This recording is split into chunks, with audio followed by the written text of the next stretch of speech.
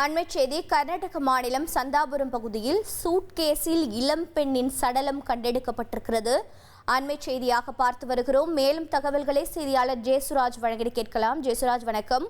இந்த மீட்கப்பட்ட இளம் பெண்ணின் உடல் தொடர்பான என்ன தகவல் கிடைத்திருக்கிறது? மேலும் விவரங்களை பதிவு பண்ணுங்க. அதாவது ஒசூர்ல இருந்து பெங்களூர் நோக்கி செல்லக்கூடிய தேசிய நெடுஞ்சாலையில கர்நாடகா மாநில எல்லையில் உள்ள சந்தாபுரம் என்ற இடத்துல ஒரு மேம்பாலம், ரயில்வே மேம்பாலம் செல்கிறது. இந்த ரயில்வே மேம்பாலத்திற்கு மிக அருகில ஒரு நீல நிற சூட்கேஸ்ல இந்த இளம்பெண்ணினுடைய உடல் கிடந்திருக்கு. அந்த சூட்கேஸுக்குள்ள இந்த இளம்பெண்ணினுடைய உடலை மடக்கி, அந்த கால் கைகளை மடக்கி உள்ள வச்சு அந்த இடத்துல மர்ம நபர்கள் வீசி சென்றிருக்காங்க. இந்த பெண்ணுக்கு பாத்தீங்கன்னா ஒரு 18 வயசு இருக்கும் அப்படின்னு சொல்லப்படுகிறது. வட மாநில இளம் பெண்ணாக இருக்கலாம் அப்படின்னு சொல்லி அவங்க முக அமைப்பை பார்க்கும்போது அப்படி சொல்றாங்க. அதே போல மூக்குலையும் காதலையும் ரத்தப்போக்கு ஏற்பட்டிருக்கு. வேற எந்த காயங்களும் இல்லை அப்படின்னு சொல்லப்படுறாங்க.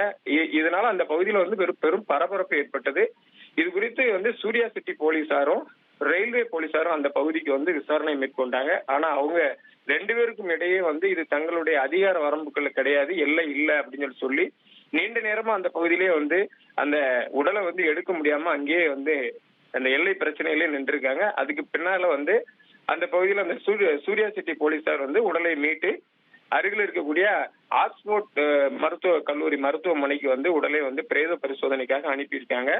இது ரயில்வே தண்டவாளத்துக்கு மிக அருகில் இந்த சூட்கேஸ் உள்ள இந்த உடல் சூட்கேஸோடு வீசப்பட்டிருந்ததால் வட மாநிலத்தவர்கள் இந்த கொலையை யாராட்டும் செஞ்சு ரயில்ல இருந்து இந்த பொண்ணு கீழே விழுந்து இந்த விபத்து ஏற்பட்டிருக்கலாம் அப்படின்னு ஒரு செட்டப் மாதிரி இதை பண்ணிருக்கலாமோ அப்படிங்கிற கோணத்துல போலீசார் விசாரிச்சு வராங்க.